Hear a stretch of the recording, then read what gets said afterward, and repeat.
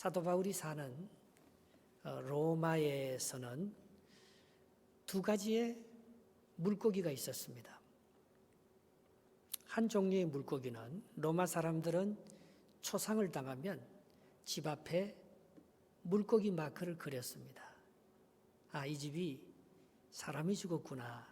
그걸 알 수가 있었어요. 그러나 또 하나의 물고기 마크는 그리스도인들이 말입니다. 물고기 마크를 그려놓으면 오늘 이 집에는 저녁에 성찬식이 있을 것이라는 초청의 의미가 거기에 담겨져 있었던 것입니다. 하나의 물고기는 사람을 죽었다는 물고기를 알리는 것이었고요. 또 하나의 물고기는 사람을 다시 살리는 예수님의 속죄의 은총과 예수님의 십자가의 의미를 기억하는 물고기가 있었던 것입니다. 여러분, 우리가 토론토 시내를 달리다 보면 두 종류의 물고기를 만날 수가 있습니다. 하나는 방향이 이쪽으로 오른쪽으로 표시되어 있는 물고기인데요. 그 물고기 밑에는 이렇게 다리를 딱 그려놨어요. 그 안에는 다윈이라고 써여 있습니다. 나는 진화론자라는 뜻이에요. 그러나 물고기 방향이 이쪽으로 왼쪽으로 되어 있습니다. 그래서 그 안에 익투스라고 적혔어요. 익투스는 헬라말로 물고기라는 뜻입니다. 그런데 그 앞자를, 익투스의 앞자를 따서 번역하면 예수 그리스도, 하나님의 아들, 나의 구세주다. 그런 뜻이 익투스라는 것입니다. 어떤 사람은 거기 지저스라고 아예 써놓은 사람들도 있어요. 왜 물고기를 가지고 그리스도인인 것을 나타내었을까? 그걸 한번 생각해 봤어요. 그 많은 상징 가운데 지금은 십자가 마크를 달고 나면 저 사람 크리스찬인가 봐. 우리 그렇게 얘기하듯이. 왜 그 당시에는 사람을 만나면 그때는 박해받던 시대잖아요. 그래서 물고기를 다 그리지 않습니다. 앞에 이렇게 앞부분만 누가 그려주면 나도 당신하고 똑같이 예수 믿는 사람입니다 하면 뒤에 사람들이 그 꼬리를 그려주면 이 사람이 예수 믿는 사람이구나. 그렇게 알았다는 것입니다. 다른 상징들도 많은데 왜 물고기를 가지고 그리스도인인지 그리스도인이 아닌지 그렇게 구별했을까요? 우리 예수님의 사역은요, 어부들하고 물고기하고 너무나 관계가 많습니다. 처음 제자 베드로를 부를 때 어떻게 불렀습니까? 깊은 곳에 가서 그물을 던지라고 했어요. 얼마나 많은 고기를 잡았습니까? 그때 예수님께서 베드로에게 하신 말씀이 네가 이제부터는 사람을 낚는 어부가 되리라. 그리고 베드로가 예수님 죽었다고 다시 갈릴리로 가서 고기 잡지 않았습니까? 밤새 한 마리 못 잡았어요. 예수님께서 배 오른쪽에 그물을 던져라. 던졌더니만 고기가 몇 마리 잡혔어요? 153마리가 잡혔죠. 그 모나미 볼펜에 우리 어릴 때 보면 모나미 볼펜에 153이라고 딱 기록되어 있어요. 그 사람이 성도예요. 우리 기업을 하나님께서 이렇게 물고기처럼 번성시켜 주실 것이라는 믿음으로 그 153이라는 걸 써서 모나미 볼펜이 많이 팔리고 우리나라에서 가장 굴지의 기업으로 그렇게 크게 된 거예요. 어쨌든 물고기가 제자들이 이렇게 나왔을 때도 예수님께서 물고기를 구워놓고 기다립니다. 나와 같이 먹자고. 오병이어의 기적도 말입니다. 물고기 2마리로 모든 사람을 살리는 거예요. 이 물고기가 기독교인들의 상징이 된 것은요, 이 물고기는요 몰려다녀요. 그리고 물에서만 살아요. 물 밖으로 나오면 죽는 것입니다. 그리스도와 함께 산다는, 나와 너는 함께 예수가 주인이라는, 내가 주인이 아니고 우리의 주인은 예수님이라는 것을 고백하고 우리는 물의 힘으로 살아간다는, 물과 성령의 힘으로 살아간다는 그것을 나타내기 위해서 초대 기독교인들은 이 물고기 마크를 그리면서 예수 그리스도인인 것을 그렇게 드러내었던 것입니다. 여러분, 세상에는 두 종류의 사람이 있습니다. 그 첫 번째는 어머니 뱃속에서 태어난 사람입니다. 그러나 두 번째는 그리스도와 함께 다시 태어난 사람입니다. 그 사람이 물고기예요. 예수 그리스도와 함께, 특별히 아기 예수와 함께 다시 태어난 사람, 그 사람이 물고기라는 것입니다. 오늘 본문 1절 말씀을 한번 읽어보겠습니다. 본문 1절 읽겠습니다. 시작. 그러므로 너희가 그리스도와 함께 다시 살리심을 받았으면 위의 것을 찾으라. 거기는 그리스도께서 하나님 우편에 앉아 계시느니라 했습니다. 앞에 사람, 이 어머니 뱃속에서 태어난 사람은 땅의 것을 가지고 사는 사람들이에요. 그러나 이 물고기들은 말입니다, 그리스도와 함께 다시 태어난 사람들은 위의 것을 바라보고 사는 사람들이라고 말했던 것입니다. 2절 말씀 한번 읽어봅시다. 2절 시작. 위의 것을 생각하고 땅의 것을 생각하지 말라 했습니다. 여러분, 땅의 사람들은 뭘 추구합니까? 이 땅의 정의를 추구합니다. 그리고 이 땅의 경제적인 논리를 가지고 삽니다. 그래서 이 사람들이 만든, 땅의 것을 추구하는 사람들이 만들어가는 세계는 불편한 천국입니다. 뭔가 찝찝해요. 아무리 가져도 만족이 없어요. 완전해지지 않습니다. 그러나 위의 것을 구하고 사는 사람, 그리스도와 함께 다시 태어난 사람, 물고기로 바뀐 사람, 이 사람들은 믿음을 가지고 삽니다. 그리고 하나님의 은혜로 사는 거예요.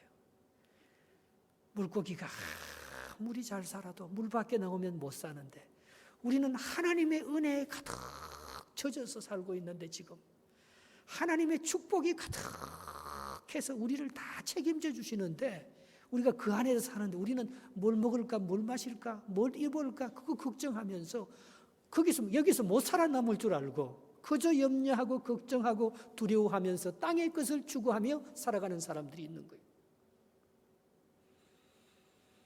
이 땅을 하나님의 나라로 건설할 수 있는 유일한 무기는 그리스도와 함께 하늘에서 다시 태어난 사람들입니다.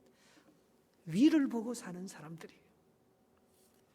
이 둘 사이에는 문화적, 종교적 충돌을 피할 수가 없습니다. 가치관이 다르기 때문에. 그래서 이 땅의 삶은요, 전쟁과 다툼, 미움과 시기가 끝나지 않습니다. 그런데 이런 험한 세상에, 이런 땅에 속하여서 땅의 것만 전부인 줄 알고 그저 내가 이기고, 그저 내가 성공하고, 그저 내가 다른 사람과 경쟁해서 그렇게 더 뛰어나서 더 잘 사는 그런 경제적인 논리, 자기 중심적인 그런 이 세상의 윤리와 정의를 위해서 그렇게만 살아가는 그 사람들에게 오늘 하나님께서는 이 땅에 가장 좋은 선물을 하나 주셨어요. 그분이 하나님이 인간이 되어서 이 땅에 오신 아기 예수님. 근데 그게요, 세상 사람들이 보기에는 아기 예수예요. 저게 무슨 힘이 있겠어요? 저게 무슨 세상을 구원할 수 있겠어요? 저게 무슨 이 땅의 평화를 가져다 주고 우리에게 진정한 삶의 행복과 영원한 구원을 가져다 줄 수 있겠습니까? 그런데 사람들이 생각하는 거하고 달라요. 이사야 9장 6절의 이사야는 아기 예수가 인간을 구원할 것을 믿고 이런 노래를 불렀습니다. 이는 한 아기가 우리에게서 낳고 한 아들을 우리에게 주신 바 되었는데 그의 어깨는 정사를 메었고 그의 이름은 기묘자라 못사라 전능하신 하나님이라 영존하시는 아버지라 평강의 왕이라 하실 것이요. 아멘. 믿습니까? 이 땅에 예수 그리스도가 와서 땅의 것만 붙잡고 살아가는 이 모든 세상에 속한 사람들에게 진정한 그분을 모시기만 하면 그분과 함께 하늘의 것을 바라보며 이 땅을 하나님의 나라로 변화시키는 주인공으로 우리를 축복해 주시고 만들어 가신다는 그 사실을 믿고 믿음으로 사는 당신은 물고기입니까? 그리스도에게 속한 사람입니까? 아니면 땅의 정의와 땅의 성공을 위해서 이 땅의 것만 먹고 마시며 잘 살기 위해서 그렇게 살아가는 세상에 속한 사람입니까? 한 번은 니고데모라 하는 사람이 밤중에 몰래 예수님을 찾아왔습니다. 그는 율법학자요, 유대인의 관원이었습니다. 그런데 이 사람은요, 예수님께 와서 묻는 질문이 뭐예요? 어떻게 하면 하나님 나라를 볼 수 있습니까? 그걸 물었던 거예요. 그 사람 하나님 너무 잘 아는 사람이에요. 그 사람 성경 박사예요. 그 사람 높이 성공한 존귀한 사람입니다. 그런데 이 사람은 거듭나지 못한 사람이었어요. 그래서 요한복음 3장 5절에 예수님께서 그들에게 뭐라고 말합니까? 예수께서 대답하시되 진실로 진실로 내게 이르노니 사람이 물과 성령으로 거듭나서 고기가 안 되면 하나님 나라에 들어갈 수 없다. 주님께서 그렇게 말씀하시는 거예요. 이런 우리 안에 우리가 죽고 예수 그리스도와 함께 다시 사는 그런 역사가 있을 때 물과 성령으로 거듭날 때만이 하나님 나라를 볼 수가 있다고 말씀하고 있는 것입니다. 여러분, 이게 비밀이에요. 비밀은 내가 성공해서 내 의와 내 능력으로 영원한 하나님의 나라와 구원의 역사에 이르는 게 아니고, 비밀은 예수님과 함께 죽는 것, 예수님과 함께 십자가를 지고 고난을 받는 것, 그것이 하나님 나라에 들어가는 첩경이라는 거예요. 오늘 본문 3절 4절을 한번 읽어보겠습니다. 본문 3절 4절입니다. 시작. 이는 너희가 죽었고 너희 생명이 그리스도와 함께 하나님 안에 감추어졌음이라. 우리 생명이신 그리스도께서 나타나실 그때에 너희도 그와 함께 영광 중에 나타나리라 했습니다. 사람들은 이 비밀을 몰라요. 땅에 속한 사람들은 절대 이 비밀대로 살려고 하지도 않습니다. 어리석은 자지요. 그렇게 살면. 내가 왜 죽어? 내가 왜 손해봐? 내가 뭘 그렇게 큰 죄를 졌는데? 아니, 보이지 않는 하나님을 내가 왜 그분을 바라보고 살아? 어리석게 이 땅의 것을 더 많이 누리며 살아야지. 땅에 속한 지체가 뭔지를 분명하게 얘기해. 무엇이 땅에 속한 지체냐? 이렇게 살면 망하느냐? 그것은 5절에 분명히 그렇게 말하고 있습니다. 땅에 속한 지체는 바로 이것입니다. 같이 읽어보겠습니다. 그러므로 땅에 있는 지체를 죽이라. 곧 엄난과 부정과 사욕과 악한 정욕과 탐심이니 탐심은 우상숭배니라. 땅에 속한 지체를 한마디로 말하면은 탐심이에요. 욕심이에요. 하나님이 하시는데 하나님이 주인이 아니고 내가 주인이에요. 그러면 그것은 땅에 속한 사람이에요. 그 사람에게는 하나님의 나라가 열리지 않아요. 위의 것을 얻어 구원에 이르지 못하는 것입니다. 탐심의 출처는 원죄 아래에서 태어난 인간의 채무의식에서 출발했습니다. 여러분, 하늘에 속한 사람은요, 빚진 자예요. 그래서 모든 것이 그저 은혜인 거예요. 그러나 땅에 속한 사람은 본능적으로 자신을 위해서 살아갑니다. 그래서 자기에게는 얼마나 후하게 계산하는지 몰라요. 그러나 내가 남에게 해야 될 내가 남에게 빚을 갚아야 될 그런 부분에 대해서는 얼마나 박하게 살아가는지 몰라요. 자기에 대해서는, 자기가 속한 사람들에 대해서는 그렇게 너그럽고 그렇게 잘 받아주면서 자기하고 다른 사람, 자기하고 생각이 다른 사람은 그렇게 안 받아주고 그렇게 이방인으로 취급하는 거예요. 끝까지. 자신의 받을 빚은 그렇게 챙기면서도 내가 갚아야 될 빚진 것에 대해서는 잊어버리고 I don't care, 모른 채 하고 사는 거예요. 마태복음 20장에 보면 포도원 품꾼의 비유가 있습니다. 여러분, 포도원 품꾼의 비유에서 정말 안타까운 게 뭡니까? 아침부터 일찍 와서 수고한 사람이에요. 얼마나 충성스럽게 일을 잘했습니까? 주인은 그 사람하고 한 달란트에 약속했어요. 근데 그걸 받고 가면 될 텐데 그렇지 않아요. 왜 늦게 온 사람을 나하고 똑같이 주느냐는 거예요. 자기 것만 받고 가면 되지. 왜 늦게 온 사람은 일 조금밖에 안 했는데 양을 계산합니다, 여러분. 저 사람은 나하고 같은 대우를 받을 자격이 없는 사람인데 왜 나하고 똑같은 대우를 시키면서 그 사람에게도 똑같이 한 달란트를, 한 데나리온을 왜 주느냐는 거예요. 그 사람은 땅에 속한 사람입니다. 자기를 이 사람이요, 한 데나리온을 똑같이 받아가지 않으면 가족이 먹고 살 수 없어요. 그 사회에서 인정받으면서 그 사회의 공동체가 될 수 없어요. 물고기는 모여서 사는 거예요. 물고기는 함께 덮여서 사는 거예요. 물고기는 서로를 인정하면서 사는 거예요. 물고기는 서로를 살리는 거예요. 국률과 사랑과 자비의 마음을 가지고. 그 사람이 늦게 와서 일했지만 일하고 싶지 않아서 일했습니까? 어떻게 하다 보니까 일자리를 못 구했죠. 그 시간에도 나가다 보니까 그 사람이 일자리가 없는 거예요. 그래서 그 사람을 불러서 너도 오늘 우리 밭에서 일해라. 그러나 그 사람이 오늘 일당을 받지 못하면 그 가족은 굶으니까 그 주인은 자비한 마음을 가지고 늦게 온 사람, 작게 일한 사람에게도 불구하고 똑같이 그렇게 준 거예요.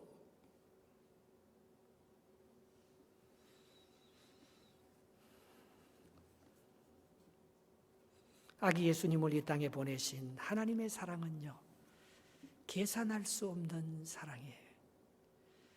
여러분, 우리는 먼저 믿었잖아요. 먼저 믿은 사람은요, 자비를 베풀어야 돼요.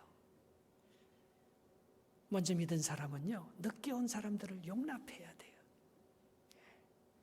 계산할 수 없는 전적인 하나님의 은총을 베푸는 것이 하나님의 방법이에요. 바로 이때 우리 안에 있는 탐심을 제거하고 비교의식을 이기며 이웃에게 은혜를 베푸는 위에 속한 사람, 하나님에 속한 사람, 물고기가 되는 거예요. 하늘을 두루마리 삼고 바다를 먹물 삼아도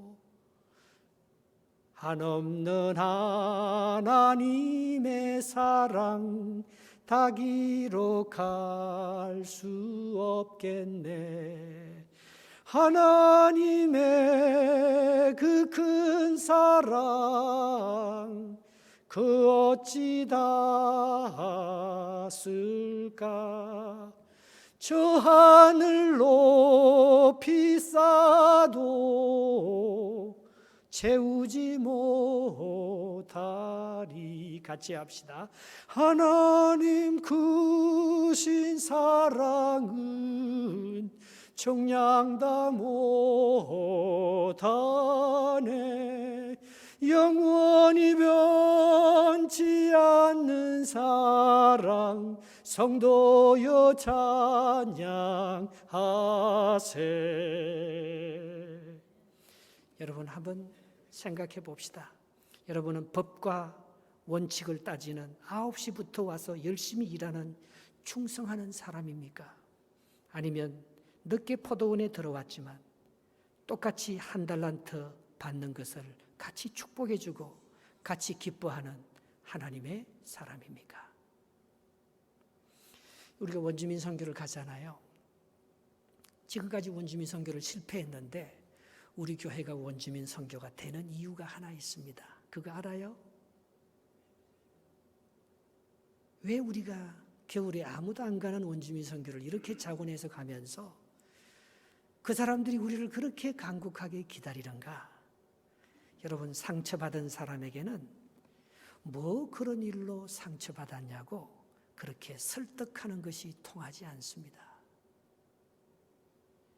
원주민들에게는 우리가 전혀 상상할 수 없는 상처가 있는 거예요. 백인들이 그들을 잘해주고 보상해주고 했지만 백인들의 마음이 전달될 수가 없었습니다. 역부족이에요.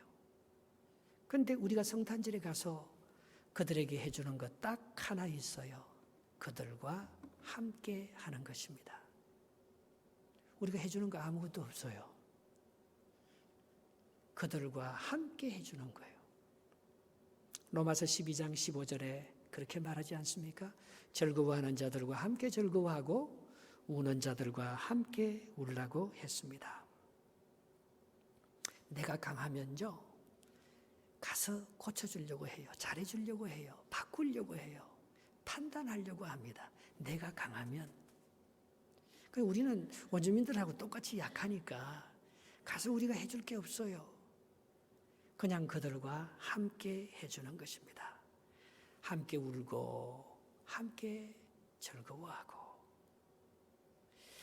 여러분, 저는 고장노님 장례식을 치르면서 왜 고장노님이 훌륭하냐, 고장노님이 존경을 받느냐, 고장노님이 잘하는 것 딱 하나 있어요. 여러분, 그건 뭔지 아세요? 이번에도요, 그제 우리 이제 발인 예배 했잖아요. 오타와에서도 그렇게 비행기 타고 사람들이 많이 오는 거예요. 고장노님은 1981년에 오타와로 먼저 이민을 갔습니다. 그때 나이 63세였습니다. 거기서 18년을 했어요. 10년 동안 우체국 달린 컨비니언스 했어요. 고장노님도 10년 동안. 네. 근데 오타와 교회를 세울 때, 오타와 교회는요, 그 학자들이 많아요. 그 연방 정부가 거기에 있어서 아주 그 교수들, 의사들, 아주 인텔리들이 참 많았어요. 그래서 여기 블로와 한인교회를 목회했던 정대위, 블로와 한인교회가 우리 여기 토론토의 최초의 교회이지 않습니까? 거기 있었던 정대위 목사님을 모셔다가 갔어요. 당신 같은 훌륭한 학자가 오타와에 이런 형편이 온 이 이민자들에게는 너무나 맞기 때문에 당신이 이 교회를 좀 목회해달라고 고장노님이 모셔간 거예요. 근데 그분이요, 너무 훌륭하다 보니까 박사학위를 받고 난 후에는 한신대학 총장으로 모셔가 버렸어요. 그래서 그 빈 거예요. 2년 동안 목회자를 못 구했어요. 고장노님은 사실은 중앙신학교를 졸업한 사람입니다. 그래서 고장노님이 2년 동안 강단에서 설교해서 평신도로서, 장로로서, 고장노님은 30대에 장로가 됐어요. 아주 일찍 장로를 받았습니다. 2년 동안 거기서 설교를 하고 목회를 했어요. 그리고 그 다음 문 목사님이 이제 오타와 한인교회 2대 목사로서 부임을 했어요. 근데 그때는 또 시무장로로 내려와서 그렇게 겸손하고 그렇게 교회를 잘 세웠다는 거예요. 그래서 그 장로님들, 목사님, 성도들이 그저께 비행기를 타고 많이 와서 고장노님의 예배에 설포하고 고맙다고 인사를 전하고 그렇게 돌아갔습니다. 예. 도대체 고장노님이 갖고 있는 힘이 뭐예요? 이 노인회가 말입니다. 이 노인회가요, 얼마나 복잡한 데예요. 보통 2년 임기 한 번 합니다. 근데 고장노님은 5번, 10년 했잖아요. 그러면서 노인회만 잘한 게 아니고 총영사관, 한인회, 실업인협회, 교회협의회 다 끌어 하나로 뭉쳐서 이 토론토 교민사회를 화평의 도구로, 축복의 도구로 이렇게 묶는 참 큰 어른이셔요. 저는 고장노님이 나이 80세에 우리 교회에서 처음 봤습니다. 자전거 타고 우리 교회를 병준이 해경이를 데리고 오셨더라고요. 예. 여러분 성경학교 하려고. 그때 우리 교회는 아무도 없었을 텐데요. 그때 고장노님을 보고 지난 16년 동안 고장노님을 봐왔습니다. 그런데 고장노님은요, 자기 주장이 없는 사람이에요. 어떻게 보면 자기 생각이 없는 사람이에요. 바보예요, 바보. 그런데 그런 고장노님을요, 세상 사람들은 참 좋아하고 존경하는 거예요. 예. 그럼 고장노님이 갖고 있는 무기가 뭐 있어요? 딱 하나 있어요. 남을 믿어주는 거예요. 남을요, 인정해 주는 거예요. 그리고는 만날 때마다 싫은 소리 한 번 하는 거 못 들었어요. 수고하십니다. 격려해 주는 거예요. 사랑해 주는 거예요. 그리고 고장노님은 누구를 변화시키려고 하지 않았어요. 기다려 주는 거예요. 여러분, 이거는 우리 자녀들을 키울 때도 똑같습니다. 자녀들을요, 내가 핸들하려고 해보십시오. 문제가 많이 생깁니다. 우리는 또 내 스타일로 자녀들을 만들어서 그것대로 따라오는 것도 문제잖아요. 그 자녀가요. 늦게 가서 사춘기 또 할 거예요. 이제 내가 엄마 원하는 대로, 아빠 원하는 대로 살아줬으니까 이제는 내 마음대로 따라 살겠습니다. 아마 나중에는 또 그렇게 할 거예요. 예. 우리가 그 자녀를 믿어줘야죠. 너 나보다 훌륭하게 더 잘 될 거야. 하나님이 널 사랑하는 줄 믿어. 예수님께서 문 밖에 서서 문을 두드리지 절대 예수님께서 문을 열지는 않습니다. 문은 내가 열어야지요. 야, 당신과 한평생 살아보니까 당신은 하나님의 사람이었습니다. 야, 내가 죽었다고 사람들이 그렇게 날 그리워하면 날 찾아올까? 그런 생각을 한번 해봤던 것입니다.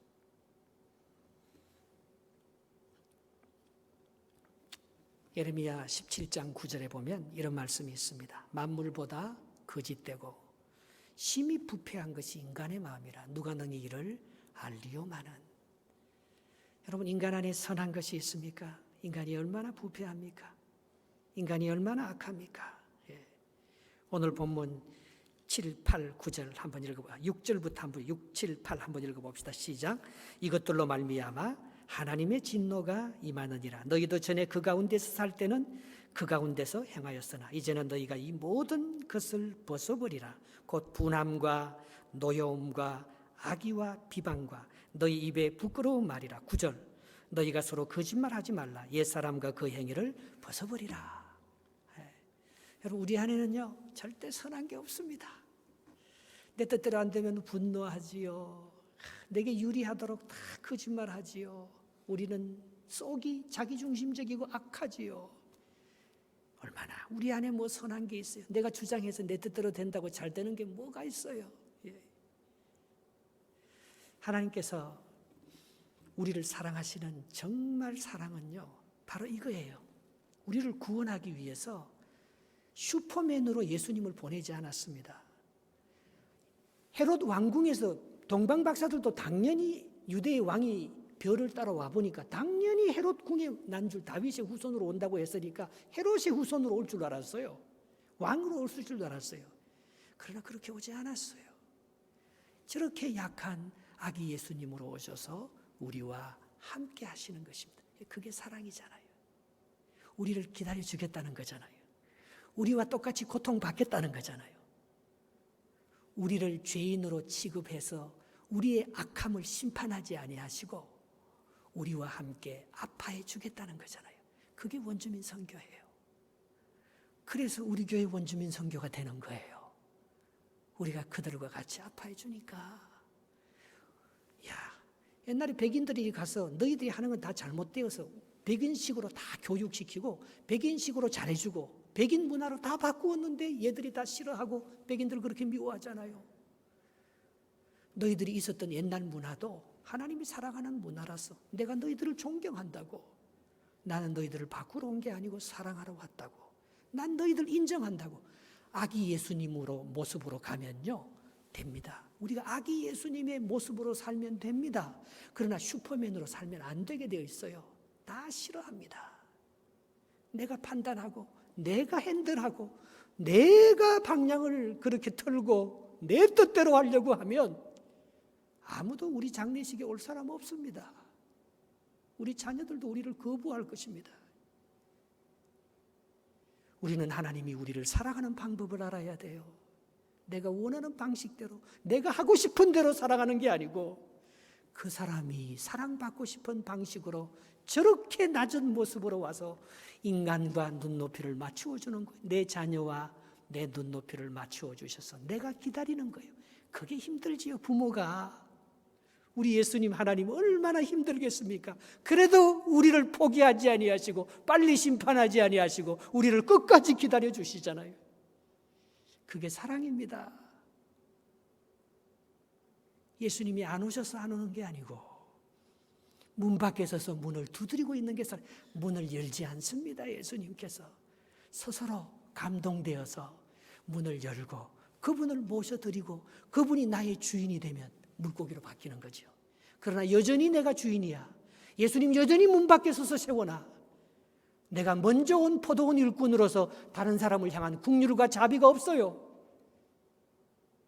그러면 하나님의 진노를 우리가 면하지 못하지요. 우리는 그리스도 안에서 새 사람으로 변한 사람들입니다. 오늘 본문 마지막 절 2절을 한번 읽어봅시다. 10절 11절입니다. 시작. 새 사람을 입었으니 이는 자기를 창조하신 이의 형상을 따라 지식에까지 새롭게 하심을 입은 자니라.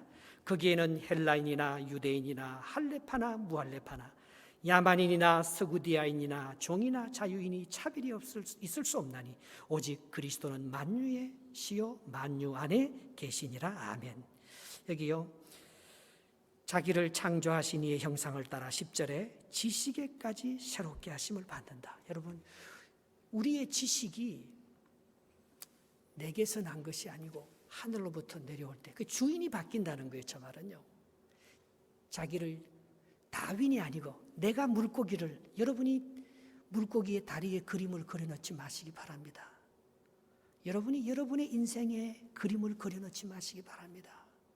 물고기예요, 물고기. 하나님의 은총 가운데서 하나님이 만든 형상을 따라 지식에까지 새로 받도록 완전히 내가 죽는 거예요. 그게 믿음 생활이에요. 날마다 내가 죽는 거예요. 내 안에 그리스도께서 사시는 거예요. 그런데 그 그리스도는 슈퍼맨 그리스도가 아니에요. 아기 예수님이에요. 아기 예수님과 함께 사는 거예요. 그게 하늘에 속한 자인 것입니다. 그러면 우리의 길은요, 하나님께서 인도해 가시는 거예요. 우리의 자녀들은 하나님께서 은혜를 베풀어 주시는 거예요. 채권자가 아닌 빚진 자로서 사시기 바랍니다. 계산하고 비교하고 살지 마시고, 그 사람도 나의 사랑과 나의 인정이 필요한 줄 알고 용납하고 좀 은혜를 베풀고 불쌍히 여겨주고 긍휼히 여겨주면서 살아가시기 바랍니다. 위의 것을 추구하고 땅의 것을 버리고 사시기 바랍니다. 세상 사람들 찾지 말고, 세상 사람들이 사는 방법대로 살지 말고 하늘의 은총을 바라보며 사시기 바랍니다. 아기 예수님과 함께 사시기 바랍니다. 하나님만 경배하며 사시기 바랍니다. 하늘에 속한 자로 사시기 바랍니다. 바로 그렇게 하면 우리에게 정말 세상 사람들이 얻는 그런 작은 물질적이요, 도덕적이요, 자기중심적인 그런 것보다 포도원을 얻는, 하나님 나라를 회복하는 거예요. 많은 원수들을 얻는 거예요. 이웃을 얻는 거예요. 그게 물고기는 공동체예요. 물고기는 함께 다 잘 되는 것입니다. 물고기는 모두 다 승리자입니다. 오직 그는 자기가 죽고 물과 성령으로 거듭난 사람이기 때문에 그런 것이에요. 오늘도 우리 안에 예수 그리스도의 생명이 차고 넘쳐서 새 사람으로 넘쳐서 우리가 뭐 헬라인이든지 야만이든지 지난번에 어떤 육체의 모습으로 살았든지 그런 것들을 다 접어버리고, 오니 우리는 하나님의 것이라는, 내가 내 인생의 주인이 아니고 내가 내 인생을 핸들할 수 없다는 그런 정말 계산할 수 없는 하나님의 엄청난 사랑의 주인공으로 이 땅을 축복하면서 살아갈 수 있는 저와 여러분 되실 줄 믿습니다. 아멘.